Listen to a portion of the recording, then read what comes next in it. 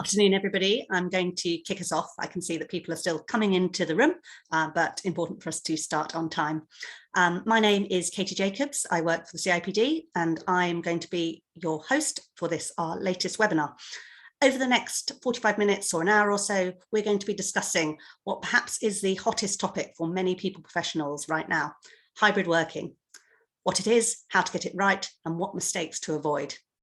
Joining me to discuss this topic and to offer their thoughts and advice, I'm joined by Claire McCartney. Claire is Senior Policy Advisor, Resourcing and Inclusion at the CIPD and the author of many of our excellent resources, including a new guide on hybrid working that I'm sure one of my colleagues will be able to pop into the chat. Also joined by Gary Cookson, Director of Epic HR, who writes and thinks about the world of work as well, and Lisa Faulkner, Head of People at the Financial Services Compensation Scheme, or FSCS, which I always mess up, so apologies there, Lisa, if I butcher the name of your organisation later in the session. Thanks everyone for joining us this afternoon. Before we get into the topic, I'm just going to run through some housekeeping notes. This session is being recorded. It will be available on demand via the webinar section of the CIPD website. You'll be able to access all of our previous webinars there, as well as find out about upcoming ones. You'll also be able to access the slides from there as well. If you want to submit questions to our panel, and I'm sure you do have a lot, can you please type them into the Q&A box, not the chat box? We're not going to be monitoring the chat box very closely, so if you want your question answered, then please put it into the Q&A box. However, you can use the chat box if you want to chat to your fellow attendees and share any observations or insights or reflections as you're listening. If you want to do that, I'd advise you to use all panelists and attendees, because that ensures that everybody can see your message. Do remember that we're updating our FAQs and our resources all the time, and that you can find them on the CIPD website and Coronavirus Hub. My colleagues behind the scenes will also be sharing some of our most up-to-date information and advice around hybrid working in the chat, so you'll be able to access lots of resources there. CIPD members can also get individual legal advice via our HR Inform Helpline, which is available to you 24/7. We won't be able to get into any highly specific legal situations here if anybody does have any questions like that. So please do use that helpline if you could value any additional advice. And finally, I want to flag our Wellbeing Hub and Helpline, which is available for members in the UK and Ireland. You can use this service to access free help and support via telephone or online consultations with qualified therapists provided via Health Assured. I know it is Mental Health Awareness Week, so really, really important to look after yourselves. So on to the topic at hand. The pandemic has been referred to as the world's biggest ever working from home experiment, as organisations had to switch on the ability for office-based staff to work remotely almost instantly in March 2020. And I'm sorry if referencing that brings back many traumatic memories for you about how hard you had to work. Now, as most restrictions have been lifted in the UK, hybrid appears to be the answer for many organisations. According to research from the Chartered Management Institute, more than 80% of managers say their organisation has implemented hybrid working since the start of the pandemic. And CIPD research recently found 39% of employers are considering further measures and investment to increase, enable and support hybrid working in the next 6 to 12 months. Because what many employers and HR teams are discovering is that hybrid working, although full of potential and what's expected and desired by most employees, is not without its challenges when it comes to implementation. Today, our panel are going to share their insights, reflections and experiences on how to make hybrid working a success and how to avoid some of the watch outs that you need to be aware of. We're going to hear from Claire first, who's going to share some recent research and resources, then Gary on what he's hearing from his clients and network, and then Lisa's going to bring it to life through a case study of what is working at FSCS. And then we're going to come on to questions, but please do get them in throughout so I can keep track of them. So that's enough from me for now. I'm going to hand over to Claire to open the session for us. Thanks, Claire. Brilliant. Thank you so much, Katie. Great to be part of this webinar today. Good afternoon, everyone. For my part of the session, I'm going to be sharing some new research that we launched just a few weeks ago at the CIPD, which provide an update on hybrid and wider flexible working. And we conducted some employer and employee surveys with YouGov at the end of last year, the beginning of this year, with big samples of over 1,000 respondents in each grouping. And we also tracked and compared some questions that we'd asked the previous year, just to get a sense of what might have changed, shifted, what challenges are organisations facing when it comes to hybrid and wider flexible working. So I'm going to be sharing some of those insights with you today. So if we move on, I'm going to say exactly what Katie has already said. But actually, we're finding in our research that around 2/5 of organisations are planning to invest more in home and hybrid working in the next 6 to 12 months. And actually, if we look at this by sector differences, it's more likely that those in the voluntary sector and public sector are planning to invest more than those in the private sector, and also larger organisations more likely to be planning than SMEs to invest. And if we look at some of the measures that organisations are putting in place to support hybrid working, we're seeing a greater investment in the quality of technology. We're also seeing organisations changing their organisational policies and flexible working policies to promote more remote working. And encouragingly, we're also seeing more guidance and support for line managers in managing and supporting homeworking. And I think obviously line managers are quite pivotal in order to making hybrid working work with their teams. So that's encouraging to see. We're also seeing organisations identifying where any inclusion risks might arise if employees move to hybrid working and how these can be mitigated. Again, that's encouraging that they're focusing on that, because we are certainly seeing some inclusion risks being noticed by both employees and employers, and we'll talk more about that as we go on in the session.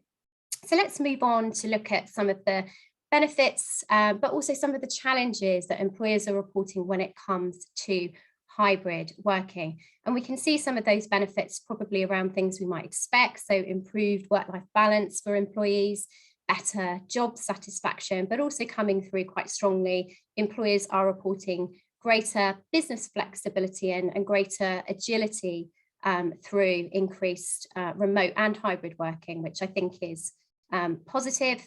Improved well-being is also coming through there by about 1/3 of employers.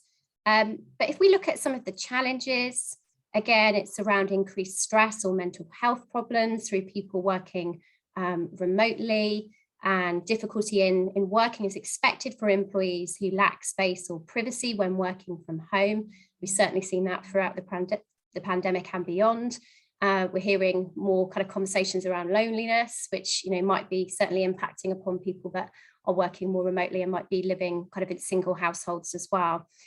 And the third area, which I think we probably haven't heard quite so much about, is employee conflict due to the challenges of communication and team relationships while remote and home working. And obviously that is an area that organisations certainly need to focus on and aid kind of communication and collaboration and try to manage some of that conflict. So if we move on, we're going to have a little look at how employers are viewing performance and productivity. And actually, in our findings, we've seen some real improvements in perceptions of organisational productivity. So more than 2/5 of organisations who say that home working has increased and that now believe that more home and hybrid working has increased their organisation's productivity and efficiency. Just 18% are saying that it's decreased their organisation's productivity or efficiency. And if you compare that to the line underneath, we can see that that is a positive move in terms of an increase in productivity and fewer people reporting a decrease in productivity. There aren't any big sector differences here around reported improvements in productivity. There is a difference between size of organisation. Again, larger organisations more likely to be reporting increased productivity due to remote and hybrid working. So if we move on, we're also seeing a theme of lack of consultation coming through quite strongly, really. So 2/5 of employees say that they haven't been asked how they would like to work moving forward, and that's employees who are able to work in a hybrid way. So that's really quite a high proportion who feel that they're not being consulted or collaborated. And we're also seeing a bit of a mismatch between employee and employer working preferences. I think making it even more important for organisations to consult and collaborate with employees around ways of working. So despite some of those performance and productivity improvements that are reported, we have a bit of a mismatch going on. So 1 in 4 employers want their employees to be in the office or on site all of the time, compared to around 2/5 of employees who say that they would like to work from home all or most of the time going forward. So a bit of a mismatch there. Certainly much more that can be done around consultation, collaboration, working through options with different people. So moving on, I said I'd say a little bit more about inclusion risks, and we're seeing these both on behalf of employers but also employees. So almost half of employers are concerned about hybrid or home working inclusion risks, and almost a quarter of employees who are able to work from home or in a hybrid way are concerned about being treated less favourably if they work in this way compared to those colleagues that perhaps are more likely to be in the workspace. So that's, I think, really kind of important findings, and organisations really need to focus on inclusion and make sure that that is at the heart of their hybrid and their flexible working strategies, and that they are kind of continually learning lessons around this. So we'll pick up again on that in our recommendations. But if we look at other forms of flexible working, less than a quarter of organisations say that they're taking steps to increase these in the next 6 to 12 months. And again, we are seeing a real unmet demand for types of flexible working arrangements. So if we move on, in particular, we're seeing that in relation to across all these types of flexible working, but in particular around kind of flexi time or flexible start and finish times and compressed hours in particular. So there is a gap potentially there between what is offered and what employees say they would most benefit from. So I just wanted to finish off by talking a little bit about the lack of flexibility which is prompting job and career changes. And so our data is showing us that around 4% of employees say they've left a job in the last year, specifically due to a lack of flexible working, and around 9% say the same in terms of actually changing professions or sectors altogether because of that lack of flexible working. And while those percentages don't seem massively high on first kind of reflection, but actually if we look at that in terms of the number of people in the labour market in the UK, that's 28 million in total. So 4% equates to over 1 million people, 9% equates to around 2.5 million. So actually, if you think about it in that way, it's a considerable pool of talent that organisations and sectors might well be missing out on through not offering greater flexibility. And of course, we've got this with a backdrop of a very tight labour market and organisations increasingly experiencing skill shortages as well. So I'm just going to finish off by pulling out some of our recommendations or suggestions from our research. And so these are around developing policies that allow employees to request flexible working from day one of employment, and that links very much into the CIPD's Flex from First campaign about broadening up opportunities. Also advertising vacancies as open to flexible working wherever possible. But raising awareness of different forms of flexible working, I think, is really important, and exploring these, in different sectors. We have research at the CIPD looking at cross-sector insights and enabling flexible working in some of the sectors, traditionally manufacturing, construction, quite difficult to accommodate flexible working, but we've got some really nice examples of organisations experimenting, trialling, being open, doing things differently. Really important to consult and collaborate with employees, I think, throughout your hybrid working practices and with your line managers. We've seen that sense from employees that they haven't really felt that they have been consulted, coming through from our findings. Spoken about the importance of inclusion, but that really is very important, in terms of organisations' plans when it comes to hybrid, wider flexible working, making sure that line managers are managing inclusively, making sure that systems are in place to monitor decisions and the whole kind of steps within HR around attraction, reward, retention, all of those sorts of things. And then finally, providing training to managers on how to manage hybrid teams effectively. We've seen that is a priority area for lots of organisations, which is really encouraging. And putting that spotlight on employee well-being, getting performance management right, but also really supporting that remote communication, collaboration, relationship building, I think will be really important going forward. So if we just finish off, there are a range of different CIPD resources. We've worked with the Flexible Working Task Force on guidance, So do make use of those if you think that they would be helpful to you. So at this point, I'm going to hand back now to Katie. So thank you for that. Thanks very much, Claire. Really, really great setting of the scene and exploring some of our research. Our colleagues have put links to the last slide and the stuff that Claire was discussing in the chat, so you can access those directly now. Also, people asking, yes, you will be able to access the slides, you will be able to access the recording and the slides, and we'll put them up as soon as we're able to after this, so probably this afternoon or tomorrow morning. I'm going to hand over to Gary now, who's going to share some of his thinking and insights on the new normal, question mark. Thank you, Katie. Hello, everybody. It's a bit of a divisive phrase, isn't it? The new normal. You either love it or you hate it. And I'm probably in the latter camp. But the ways of working we adopted in a hurry just over 2 years ago, they're still with us. And for a lot of people, they're not going away for some time. But the enforced nature of it that we've experienced over the last 2 years meant that for most of us, the advantages it could bring were experienced alongside at the same time as the disadvantages. But it did force us, many of us, to confront some previous wrongly held truths about the nature of work, that the best way of working is done in 5 shifts of 8 hours. That isn't true. That people need to live close enough to their place of work to get there on any given day. That's not true either. And that work has to be done in one physical space, in one location. And that isn't true either. Next slide, please. You see 2 extremes on this slide then, and you probably fall somewhere in between in your organization. But the challenge for us as people professionals is to build something that enables people to get the best or the benefits of both ways of working, whilst recognizing, I think it was David D'Souza who pointed out, many people don't have a choice about where they work. They're like the image on the left-hand side. Some people never have, and they never will. So the way we build our hybrid offering has got to be inclusive, and we need to develop people practices that create the best experience for all. Let's move on to the next slide.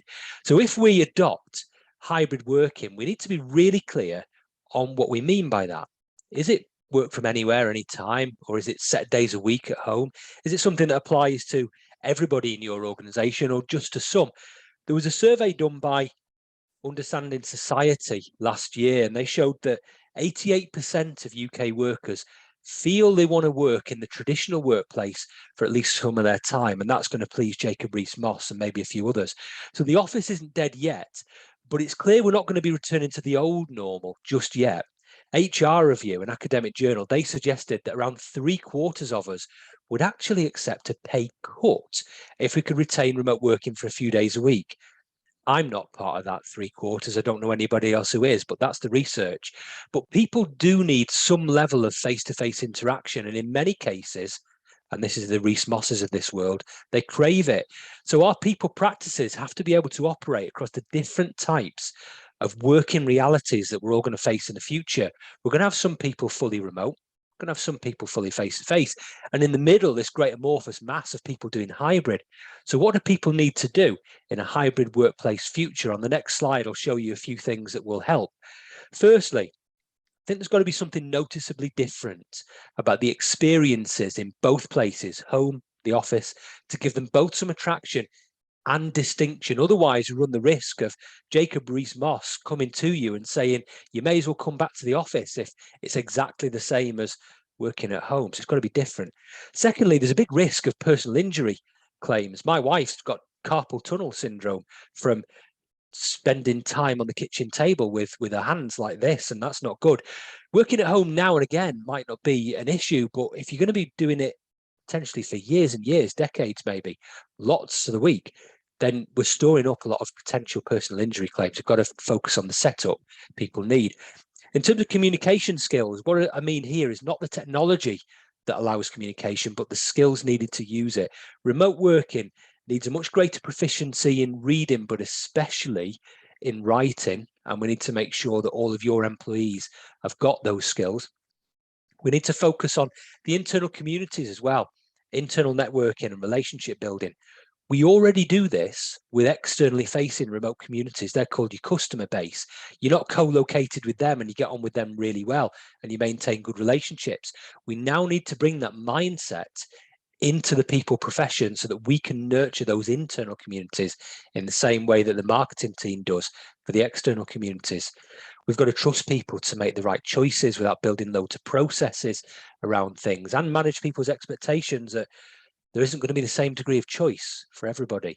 And we need to help managers, as Claire said, to understand what employees do is more important than when and where they do it, and reflect that stance in the culture, as well as being inclusive in how they do it. So I'm going to look at a few different areas specifically. And on the next slide, I start looking at leaders. Loads of leadership models that help you to look at how leaders need to divide their energy, their efforts, and things like that. They're all still valid in a remote or a hybrid environment, but many leaders have not really focused consciously on where to put their energies and efforts as a result of some of the differences this environment brings. All the roles are the same, all the models are the same, but the proportion of time that you spend doing each thing is quite different. If individuals and teams are still managed on how long they're working for, then we're missing something. So the focus of leaders leading hybrid teams needs to be on results and outputs, but probably working out whether those results and outputs are as the result of just working longer. And that in itself should lead to leaders starting to use their skills and time in different ways, working on communication and enabling it between the teams so that everything's not funneled through the leader. The same with recognition, enabling that between the team itself so it isn't funneled again through that leader, creating the right routines for individuals and teams as well. They need to become great at noticing what's happening in the team, but also what's not, what's left unsaid, what's the non-verbal communication like, the meaning, the purpose.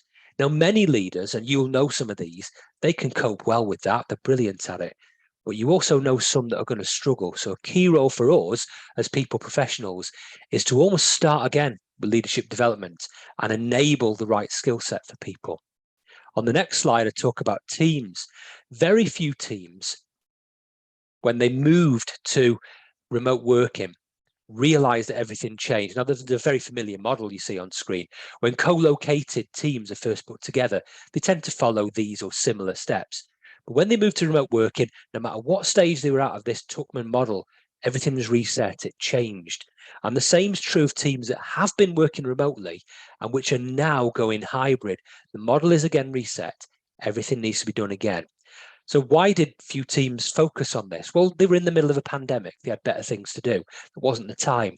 But now is, as we emerge from the worst of the pandemic, we've got more time, more freedom, and we can be more planned and more conscious about what we do. So when you work together alongside other people, the rules of working together, they're unwritten, but they're well established, custom and practice, you might call it.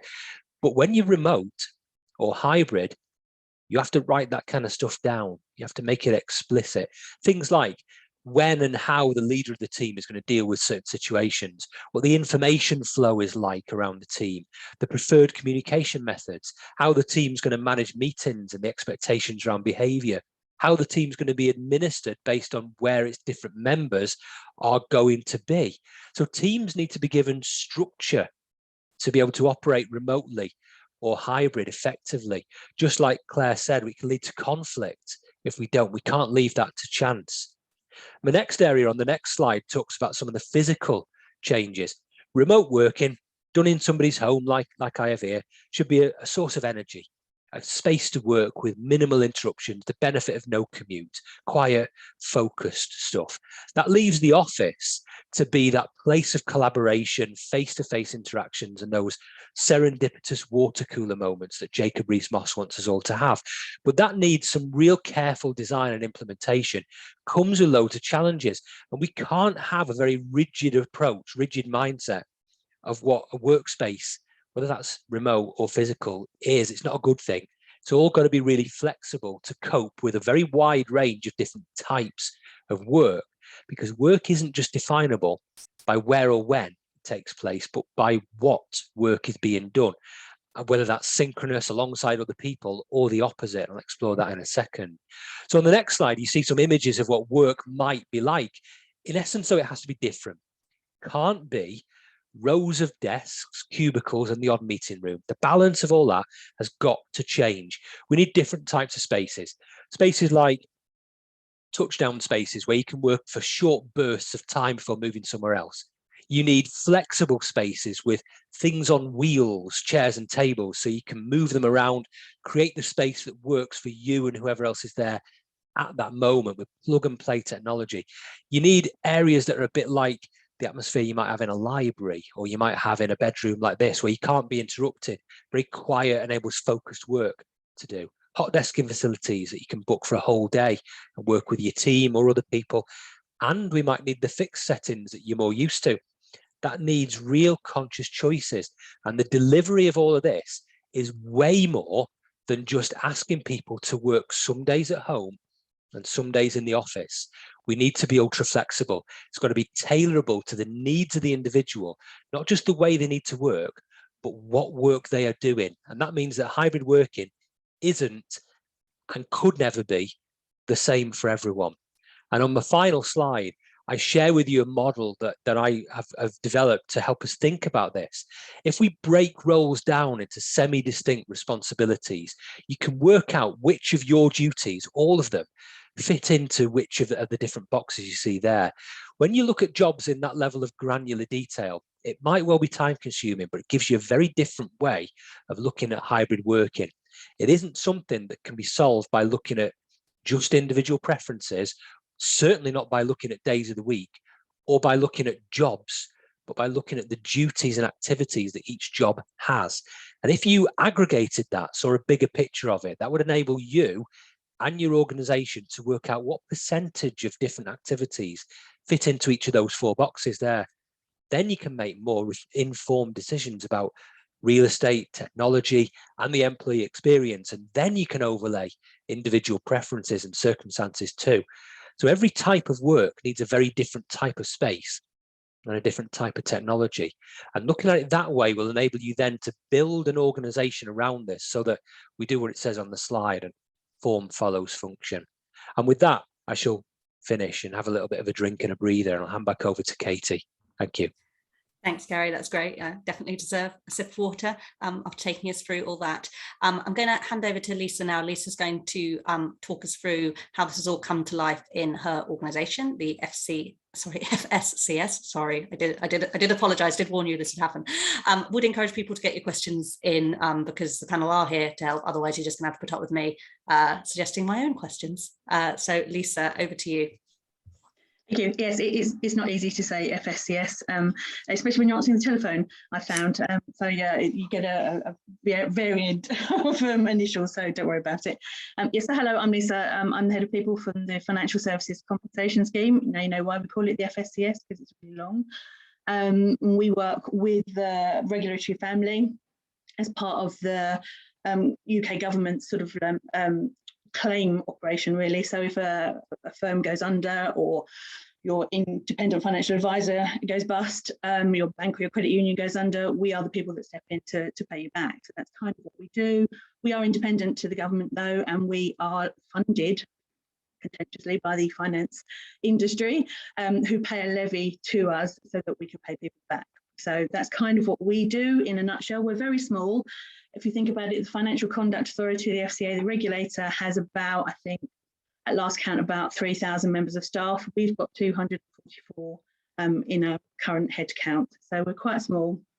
We outsource some of our claims to an outsourced company, but we do most of it in-house. And up until the pandemic, we worked out of one floor in a building in the centre of London, just by Aldgate. And actually, pre-pandemic, we had started on a journey, which is weird for us because we were always what you would call fast followers. We were never out in the sort of like, you know, the head of people.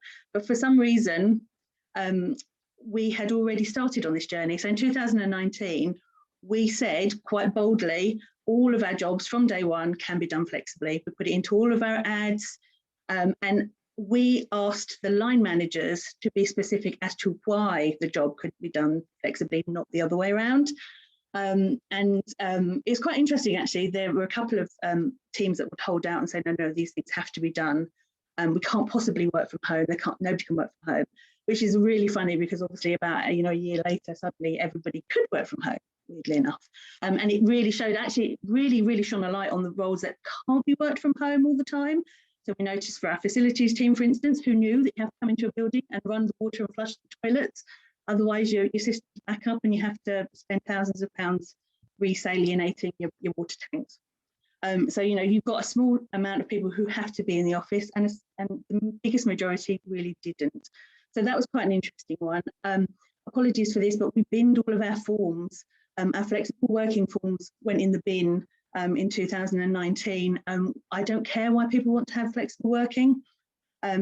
Really, all we need to know is the sort of hours, because you know, for working out your holiday, that's the only reason I would need to know. And even then, the hours are kind of like you know, you can work anytime between a certain set of hours, just as long as you put in your hours. So, you know, we got rid of all of the forms. We made it a lot less difficult, and it was really between the manager and the person they employed, basically, to work out that working pattern. On top of all of this, at the same time, we were also looking at our workspace. So we had a very traditional open plan office, rows and rows and rows of desks. Everybody came in every day and sat at the same desk with their pedestal and did their work, and then they went home. And what we found was that what our facilities team did is they did some data. We put little bits under the desk that counted how many times somebody sat there, how long they sat for. So we had a vast amount of data that we could look at, which meant that when we came to look at it, we noticed some desks weren't being used, they were never things. So it gave us the opportunity really to take out a big chunk of desks, and this is all pre-pandemic, and work on a more collaborative space, open up a big chunk of the office, put in those kind of touchdown points, put in desks where the teams could get together in a round and have a conversation, put in sit-stand desks actually, which, you know, are much healthier for people who have issues or who just want to stand up more. So that was our sort of like first foray into this. We gave everybody laptops. We introduced Microsoft 365. So the fall after that, we had Teams. Again, pre-pandemic, Teams was a bit like WhatsApp. We just chatted amongst ourselves on Teams. We didn't really do anything else with it. But at the point of the pandemic, it enabled us literally to lift and shift. So we went from one day working in the office to everybody working from home the next day with really little intervention at that point. We realised obviously we had to do interventions going on, but at that point, and there was absolutely no loss of productivity. In fact, our productivity went up. Our customers never sort of like, we never faltered in our customer experience, you know, so it was quite seamless to a degree. And then we went through the 2 years of the pandemic. One of the things that we were always very, very keen to do, and one of the things we did really often, was we collaborated and we asked our employees. A lot of it was focused in the first instance on their well-being. How are you doing? How are you feeling? Because it was quite a difficult time. People worried about themselves, their health, their family's health, all those sorts of things. So we focused a lot on well-being, but then we started to focus on what's next. What do we do when this is all over, hopefully? What's the next stage of this? Because it's working really well, what's it? Do we get rid of our office in London? Do we stop doing this? Do we work completely remotely? Is there a place in our world for the office? What is that place going to be? And really, we started working on it probably about August 2020, actually, and started asking people, if and when you come back to the office, what do you think? What would work for you? What is your ideas of returning to the office? Do you see 100%, or, you know, do you see a sliding scale? Do you see more kind of like collaboration? Do you want more space? You know, all those sorts of questions that you ask people. We did all of that, and we got lots of, you know, varying from 0 to 100%, obviously. You could probably line people up against the wall and pick out the extroverts and the introverts, depending on which percentage they said they wanted to change the office. And then so that started us sort of like having that conversation around what is going to be our new normal and what is going to be our return process, really, which then became a long kind of drawn out, because in September, and then all the sort of like mini lockdowns and mini startups and comebacks and go ways again. And eventually, when we rolled around to this point, we got everybody back. So what we did is we decided that the majority of people had sort of said 40% seemed like a good thing for them. Brilliant, that's great. That's your starter for 10. What do you do next? And as Gary was saying, what is the reason for the office? Why do you have the office? Now, my bedroom from where I'm sitting now is 5 paces away. Why do I want to get and sit on a stuffy train and travel an hour into London to sit at a desk and do exactly what I'm doing now? that seems daft, really, and people could see the same thing. So what is the reason for me doing that, getting up and going into the office? So we came up with this idea that the office had to be thought of as an activity, not a place, but an activity. What were you going to do when you came into the office? And on the top side to that, was the office set up for you to do that? So it was getting there, but we've actually then improved it again, and we've put in, again, as Gary said, a lot more touchdown spaces. So you might just come in to do a couple of face-to-face meetings and you might go home again. You might come in and your whole team get together. We do have a room that's full of concentration pods, so the little pod you go in and you sit down and you can do quiet work. We've introduced a couple of creative rooms. You can write on the walls. All of our rooms, you can wheel the furniture in and out, and every place is enabled to do this. So even if you've only got half the people in, the other half of the people are up on a big screen. So you can have a lot of hybrid team meetings, you can have a lot of hybrid any meetings really. And we invested a lot of money in making that technology easy. And you're right, it's very plug and play. It's very kind of easy for us to do. We use a lot of Microsoft Teams because it's just our platform. So that's everything that we did.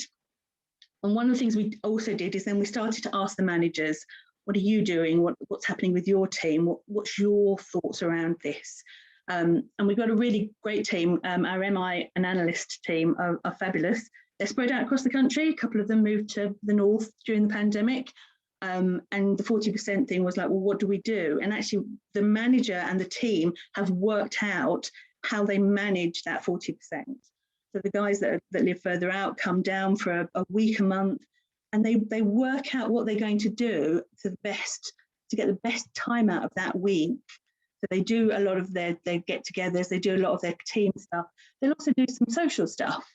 And then the manager comes in a little bit more that week because he knows he's going to get to see the guys he doesn't get to see every other week. So it's about line managers working with their teams. We ask our line managers, we ask a lot of our line managers, but we ask them to step up and to really manage that process. They have to be the ones that say, my team need to do this. I want to do this with you. You guys need to, let's work out this. So this is what this has been our principle across the whole range. And we've worked quite hard with our line managers in enabling them to do that. Talking about the office, talking about collaboration, talking about creativity. Always the comms around what we're doing, how we're changing the floor plate, what it could mean to you. I was in the office yesterday, I went out, the collaboration place was humming. There were people having meetings over here, there was somebody on things, we put in little telephone rooms so you can just go in and have a quick quiet chat. We've got lots of different sort of like hubs going on with lots of different work. And it's sort of picking up really well and working quite well. We've still got a couple of people who don't want to come back. And we're working with them. A lot of it is some of it is mental health well-being, some of it is other issues.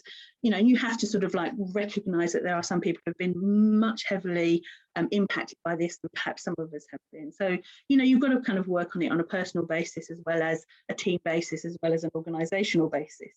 And I think that one of the things that, we've been quite clear about is that the working from home we did during the pandemic is different to the working from home that we will do post-pandemic. In the pandemic, particularly HR teams and engagement teams all got together and they held everybody and they bolstered them up and they did lots of stuff. We were doing yoga and we were doing Pilates and we were doing quizzes and cookery nights and all those sorts of things. That's a different process to what we'll have now. We won't, we can do it, but we won't be doing it on such a big scale. So, it's going to look different and it's going to be different. And we don't want people to get a false idea of what working from home is, because it is about collaboration, but it's also about connection. And we're human beings, we need connection. And I think we need to make sure that people are aware of that as well. So that's a really whistle-stop tour through our last 3 years. That's me, really. Thanks so much, Lisa. Really, really great case study. Great to hear how you're bringing it to life and making it work in action. Got lots of really great questions now, so I'm just going to dive into them. We've got a few that talk about how to manage resistance or maybe stronger than that, from senior leaders. Somebody said their CEO is 100% against any form of hybrid or flexible working. Expectations are we should be in the office all the time. I've used data, research, insights, performance data to present a well-balanced case, but there's still no change in mindset. Claire, can you offer any advice on how we can tackle really, really reluctant senior leaders? I mean, you're not alone. I think it's very common. I think that, Jacob Rees-Mogg example there is quite a strong one. It sounds like you're doing all the right things in terms of, sharing your data, showing that actually people working in flexible ways doesn't have a negative impact on productivity. I think a key part of our profession map is around the courage to challenge. So I would encourage you to keep on presenting those evidence, those insights, but maybe you could, create a movement of change. So get other people on board, to talk about this and say that the difference that it's making to the organisation, managers at different levels, employees, people in different functions, and hopefully then senior leaders will start to, change their mindset, hopefully. Thanks. Gary, have you got anything to add on that from what you've seen? I think I agree with Claire, really. I think there's a growing body of evidence to show that this is going to work. And there's certainly enough evidence that people are leaving organizations when they can't get this type of thing. If that on its own doesn't convince senior leaders, then maybe we need to do more. And they're probably viewing it through their own lens as well, that they want to be in the office because that's the way they've been brought up. Their entire career has been that way. And they might be a little bit out of date in their thinking. Certainly, I think that Jacob Rees-Mogg is one of those who fits into that category. You might have others, and they've probably come from a particular demographic, and they probably need to realise that they might be coming from a very different demographic than everybody else might be in the workplace. They might be a little bit older than the majority of their workplace. They might be a little bit more male than the majority of their workplace. They might have much less children than some of the people in their workplace, and they're seeing it through their own lens, and they need to perhaps appreciate that other people don't always see it in the same way. Thank you. And following up on that, I really like this. I really like this question. I'm going to put it to you, Lisa. Somebody said they operate a hybrid working policy. When people come into the office, senior managers have an issue that staff are using it as a social, with lots of conversations, chat, coming in just for meetings. How would you advise having to help employees see the physical workplace is also for doing work? But then I would also add to that, is there a space to convince managers that actually having a bit of a social and reconnecting is work?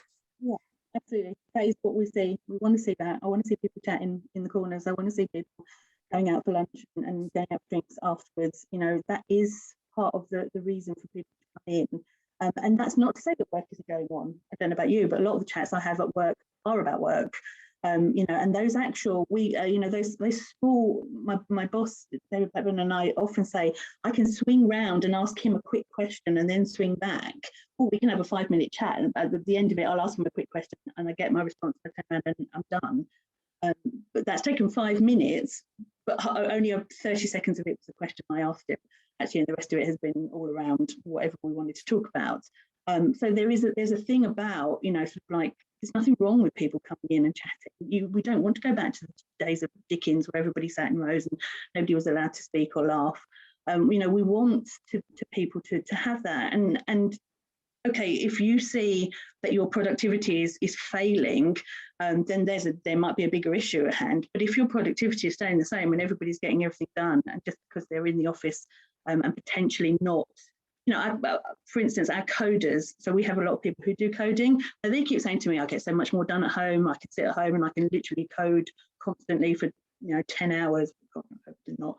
But I come in here, I can only do about 4 hours worth of coding. Well, that's fine, because you've done 30 hours of coding already that week. I don't need you to do any more. I need you to come in here and figure out what is the bigger picture for your work on coding. What's the next stage? What's the innovation? What's the change? That's the kind of thing that we want. So yeah, there has to be, an ability to do that and realise that it's not just innate chatter. It is about work. One thing that I've heard from an HR director, which I quite like, is kind of this reframing of productivity. So different spaces require different activities, and those activities can be productive within those spaces. So perhaps the productivity in work is that reconnection, but then at home it's getting all that other kind of deep thinking done, but obviously managing by outputs if nobody's doing any work, bit of an issue there. Claire, I'm going to ask you to build on that a little bit, but also could you talk a little bit about line manager training? Obviously that's where like quite a lot of the barriers lie.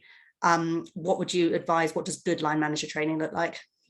Yeah, I mean, I think line managers are just so pivotal in this whole conversation. So we need to make sure that we're properly engaging line managers. They're not thinking, oh, you know, this is an extra role, extra work on my shoulders. I already have a lot. I'm kind of burdened, but actually this is going to, you know, create more energized, motivated, productive teams. So, you know, I think it's about helping them to establish new ways of working, you know, think about what are the best ways to communicate, really consult and collaborate with their teams as well. It shouldn't be them dictating, it should be, you know, them coming together. And I wonder whether you can create, you know, communities of managers within your organizations. I've seen some of the comments around, you know, not all managers are following fair and consistent approaches, but actually I think if you bring your line managers together to have opportunities to share and learn, not to see that as extra work, but actually to help them, then you can get kind of greater consistency, you can get greater kind of ideas, sharing, collaboration. So I would recommend that if it's a possibility. Thank you. Gary, somebody's specifically asked about your model around synchronous and asynchronous working. Could you explain a little bit more about what you mean by synchronous and asynchronous, and maybe give some examples of what that kind of work would look like and how it would be connected to space? Yeah, okay. There were 4 boxes in the model. The first box was synchronous online or remote work. And this is a good example of it. This is something that requires many people to be in the same virtual space at the same time. And we've all had loads of examples of meetings like this, live online classrooms. But from a people practice perspective, we've done interviews using this type of technology, disciplinary hearings using this type of thing. So there's examples of that. Synchronous face-to-face things that require many people to be in the same physical location. A good example of that would be production line type stuff, where somebody's there doing their bit, they pass it to me, I do my bit, I pass it to them, they do their bit. Every organization's likely to have some elements of that in the workplace. Asynchronous online stuff, a really good example, easy one that everybody does, answering emails. Doesn't need to be done at a particular time, doesn't need to be done in a particular space either. So that's one that we can all relate to. And the final one, asynchronous in the physical workplace. Imagine anything where you need to be in the office, but you don't need anybody else to be there with you. Think of maybe a cleaner cleaning the office. They have to be in the office because they can't clean anywhere else, but they can choose when they do that. They don't need anybody with them. Or an IT technician working on the physical on-site servers. The servers are there, they have to be there, but the IT technician can choose when they do that and they don't need anybody else with them. So they'd be examples of different types of work that fit into the different definitions. Thanks, Gary. That's really helpful. We've got a few questions about supporting and encouraging people back to the office, either because they are perhaps refusing to come back in, perhaps they've settled into new habits of working from home, perhaps it's an anxiety issue, perhaps when they do come in, somebody's saying they aren't seeing the value, so it's actually they're finding it a hassle rather than benefit. Lisa, what approach have you taken to tackling, I think we call them reluctant returners? It depends on the person. So we've taken quite an individual approach to our reluctant returners, and we have a few. And again, it's back down to the line manager. So if the line manager is happy for them to do less time in the first few, months, then so we do have one person, for instance, at the moment who isn't doing 40%, and we know that they're not, but we are aware of that, and we're aware that their line manager is working with them to get over their kind of like their issues around travelling. I think it's a issue.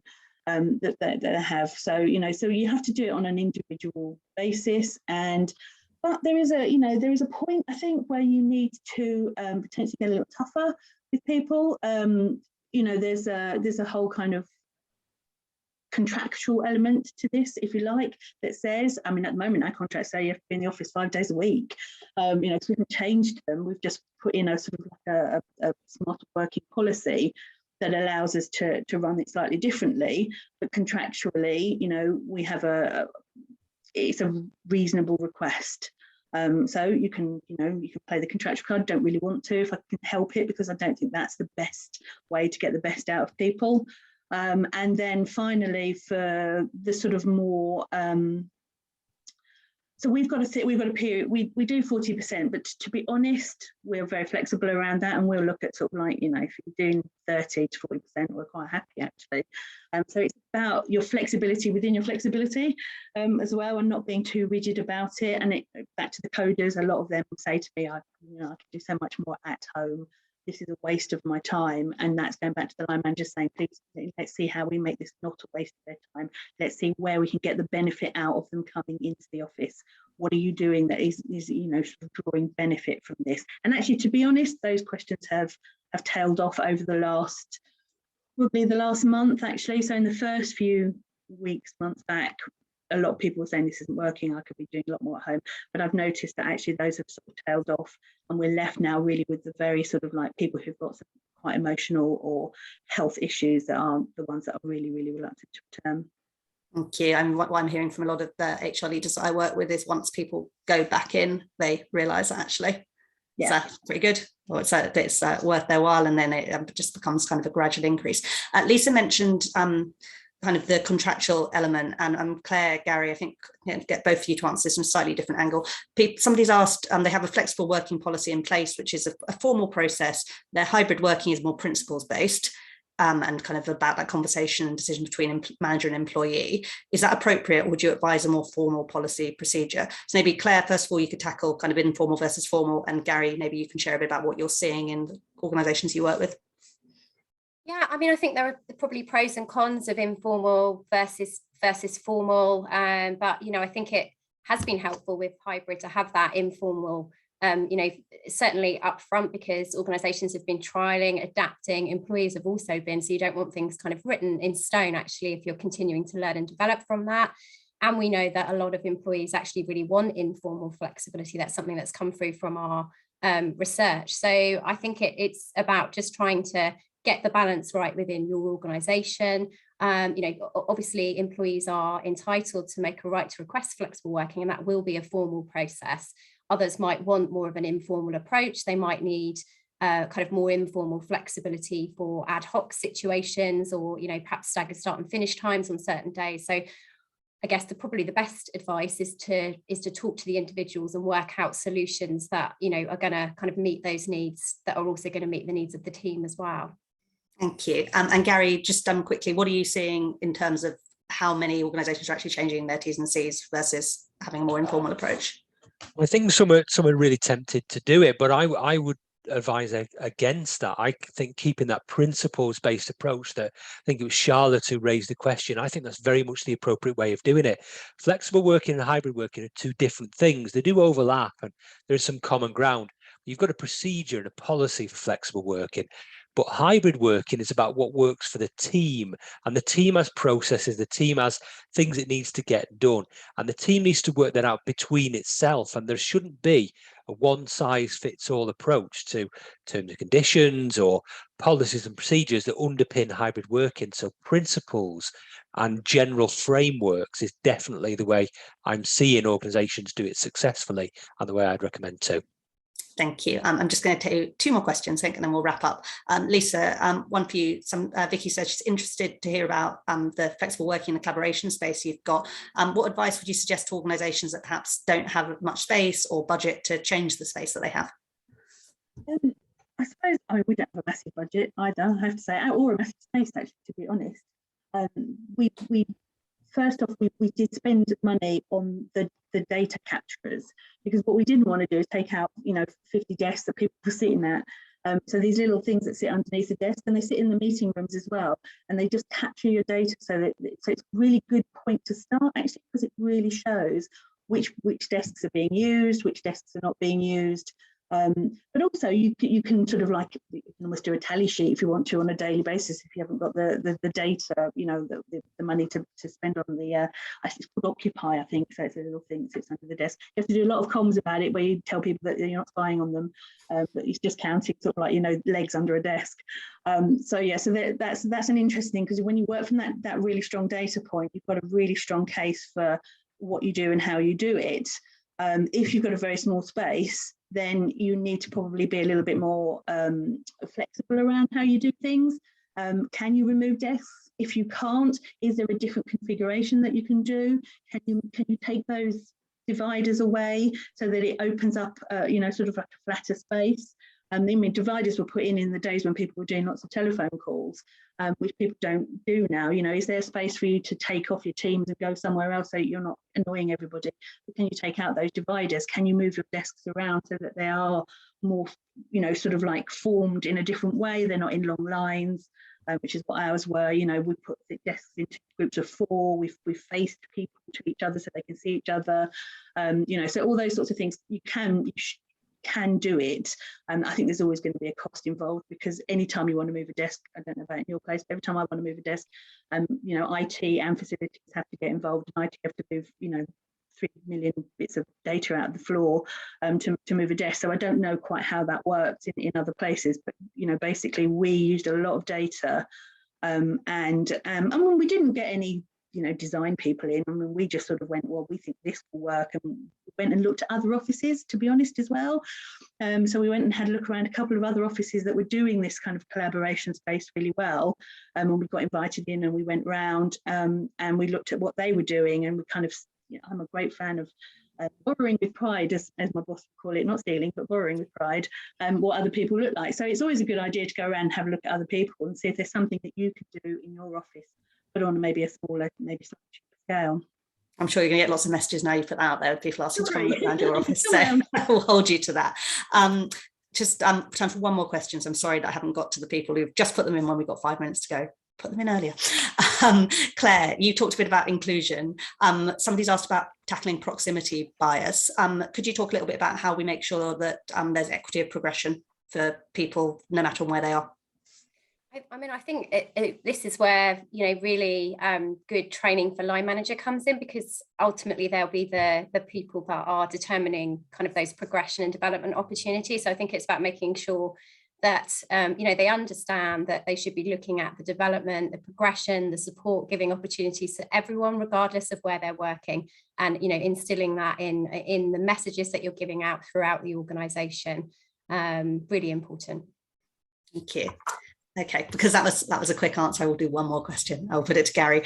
Somebody's asked about learning by osmosis, and I know there's quite a lot of narrative around that people perhaps don't get the opportunities to learn, particularly younger staff when they're remote working. How do you think that kind of learning and mentoring and coaching works?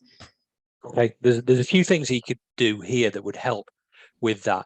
Almost every meeting that hybrid workers attend needs to be run like a training session is, with a formal structure, formal agenda, formal opportunities to share stuff and learn stuff, so that it does give them some of those learning by osmosis opportunities. But also, when I talked before about leveraging the power of the community, focusing on the internal networking, we need to create face-to-face opportunities for people to come into the office. The frequency doesn't matter, it's contextual, whatever works for your organization, but make these happen. Make one day a month or every quarter where everybody comes into the office, and there's a range of team development type things and internal networking, so you can get some of that in place. But also send people onto internal social media, Teams channels, Yammer, things like that. We should be scanning things like that, looking for questions that people are asking and who's answering them and who's engaging with them, and connect people so that they can learn from each other through us pointing them in the right direction of, here's somebody who knows about that, or here's somebody who can help you with that. And that's a real skill set that not many in the people profession have, that stalking on social media. We need more of that. More stalking. What a great message to end on. Thank you so much to Gary, Claire and Lisa. Thanks everybody for watching. This webinar will be available soon to watch again, should you wish, or to share, and you'll also be able to download the slides and access all of those soon. Yeah, just got a slide there about our many benefits. So do remember there's lots of ways that the CIPD is there to support you. That's it from us for now. Have a good afternoon, and thanks very much for joining.